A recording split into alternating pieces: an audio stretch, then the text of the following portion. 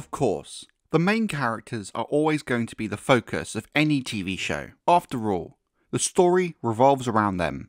But these leads cannot hold the story together on their own in most cases. They have to be surrounded by secondary side characters who flesh out the world and allow someone for the leads to bounce off. While these characters are often memorable and do have a part to play, they're not really the ones driving the story forward. In fact, in Game of Thrones, I would argue some of the smaller secondary characters, such as say Podrick or Bronn, became extremely popular in their own right, despite them not really being key to the story or pushing the narrative forward. House of the Dragon Season 2 in particular needed to rely on its minor secondary characters to flesh out the story from Fire and Blood, to turn the big picture narrative of the book into a compelling TV show that is able to function as an independent story. In this video, we're going to be taking a look at 5 of these minor secondary characters that have become fan favourites or relatively popular over the course of Season 2 of House of the Dragon, and analyse why this may have been the case and what made them stand out against the huge cast shows like House of the Dragon boast. First on this list, I think, is a fairly obvious pick, Simon Strong, who played such a key role in Daemon's Harrenhal storyline this season. What's so fascinating with Simon is his character in the book really doesn't do all that much,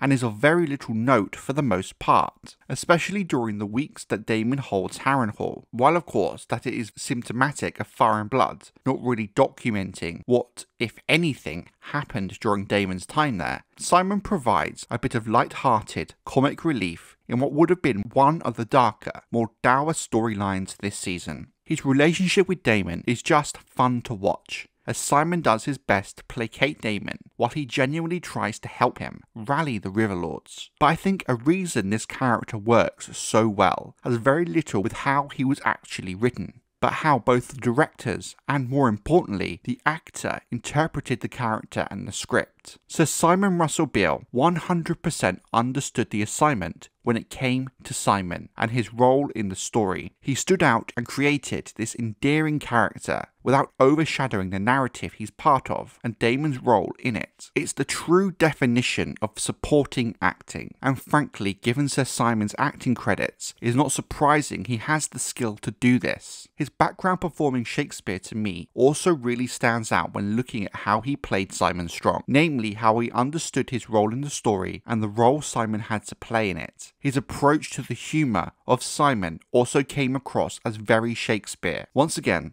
HBO hit casting gold with Sir Simon Russell Beale, and I know there are many fans who look forward to seeing more of him in Season 3. For a character with so little screen time, I personally really enjoyed Sir Alfred Broome this season. Jamie Kenner very much understood what was needed with Broome, while he very much is a supporter of Rhaenyra at this stage. You can see in the early episodes of the season him becoming much more wary of the direction the war was going in the aftermath of Blood and Cheese, and Rhaenyra being branded as the cruel. He does suggest a very practical idea in countering the propaganda, only to be harshly shut down by Rhaenyra and Rhaenys. It's one of these situations where Rhaenyra isn't exactly wrong in not agreeing with Alfred's suggestion, but the manner in which he is rebuked is hardly going to fill him with confidence that she has the ability to tackle these challenging situations. We see a few times with some other characters this season, such as Bartimaeus Kautogar, where in a moment where she's overwhelmed by the ever-changing situation with the war, Rhaenyra slaps him, which isn't exactly something your ruler should be doing. All of this creates quite a compelling character in Broome, wherein he very much wants to be loyal, but is starting to question Rhaenyra in a way other members of the Black Council have yet to do. You very much get the sense that Broome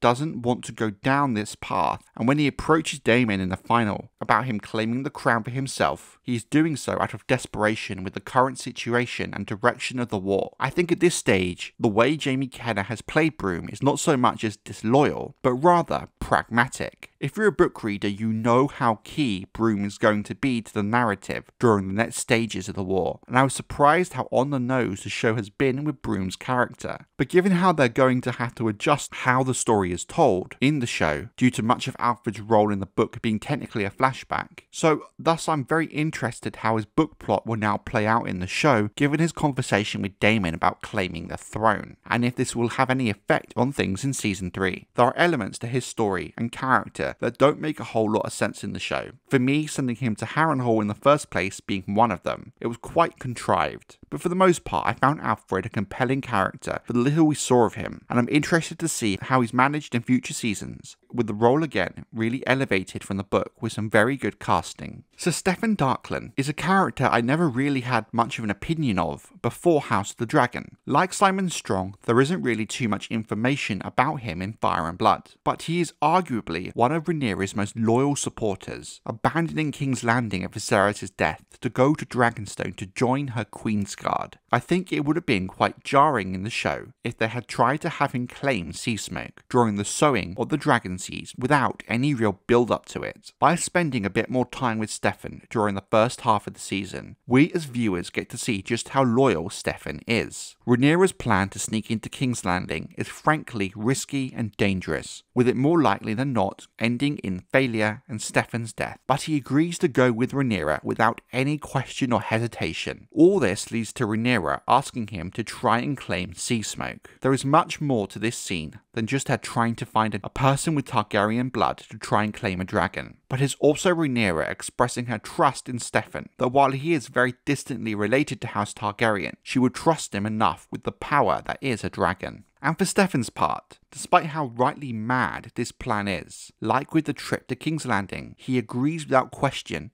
and is in fact honoured by the request. It really shows how truly he's one of the very few men on Dragonstone who is 100% behind Rhaenyra, come what may, and is a stark contrast than say Alfred Broome. But because the show took the time to set up Steffon as a character, his death by dragonfire is not only a harsh warning for the horror to come during the Red Sowing, but a tragic loss of one of Rhaenyra's truly loyal knights. What the show has done with Steffon, much like with Simon Strong, is take the very few lines we have of him in Fire and Blood and create a character that truly leaves an impact on the story and is a good example of adapting Fire and Blood well. It's quite hard to say how much Gwayne Hightower is like his book counterpart in the show, given that we don't really know much about him in the books, other than the small role he does play. We kind of have no idea what his character was like. Thus, it gave the writers and actors a lot of freedom to do what they wanted with his character. It does seem, as of the end of Season 2, that even what was established in Fire and Blood about his role in the narrative will be different in the show, as he's marching on Harrenhal with Criston Cole, thus meaning he cannot currently follow his book's story. But honestly, it's one of the very few cases where I don't think it matters that much given how small Gwayne's role actually is in the book, and how different the show version is. He's a lot more of a fleshed out and fully realised character. Now, at first, myself and a lot of fans were not keen on Gwayne. He kind of came across as low-key a bit arrogant during his first interactions with Criston Cole. What we see is Gwayne, whom, while was a very successful Tawny Knight, had never known true combat or war. We quickly start to see how it affects him and changes him after almost being chased down by Baelor and Moondancer, only just being saved by Criston in the nick of time. Gwayne does start to respect Criston a lot more, and we see how his confidence has grown by the sack of Duskendale. Rook's Rest has added a new element to Criston,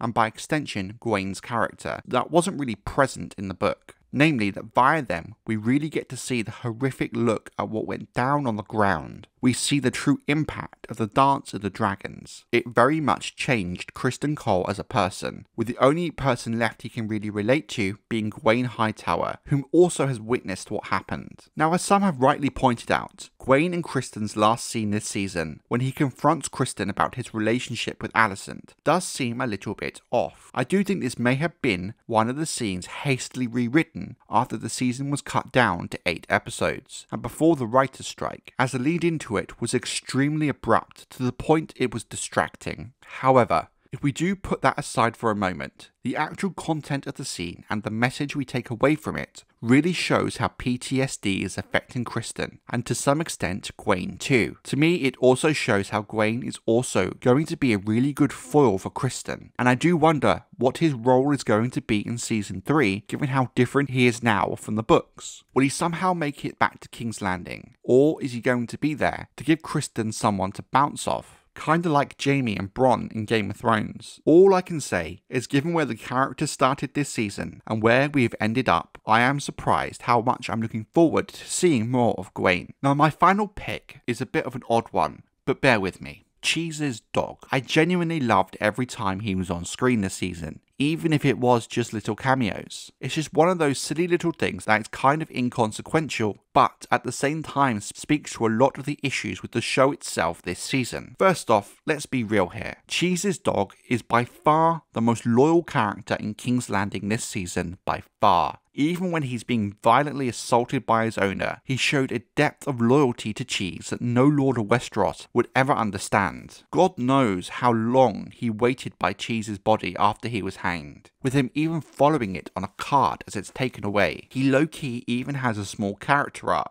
Even with the food shortage in King's Landing, Cheese's dog seems to be doing okay for himself, which tells us he is resourceful, especially when you consider he must be smart to have avoided being eaten by the hungry small folk by this time. As much as I joke, and as much as I do enjoy Cheese's dog and hope we do get a cameo in Season 3, he really does highlight two big issues with Season 2 of House of the Dragon. Now, Blood and Cheese was discussed to death, and not for the reasons I know many fans had hoped for. Like I said at the time during my review of episode 1, I wanted to see how the impact of Blood and Cheese would play out over the rest of the season before I really gave a verdict on it. The reality is, there really wasn't an impact to the degree there should have been. And in a way, by the season finale, it's almost effectively forgotten. Now, if I'm being honest, I don't love the show's take on Blood and Cheese. It was just fine. The issues really do come in the aftermath and how badly handled it was. What's interesting is people online really seemed to have had a more long-term reaction to Cheese kicking his dog than literal child murder, which in itself speaks a lot. And while I joke and jest about Cheese's dog, with him does come an important lesson and insight into Season 2. Who are your favourite minor characters this season? Who do you hope we see more of in Season 3? Let me know in the comments.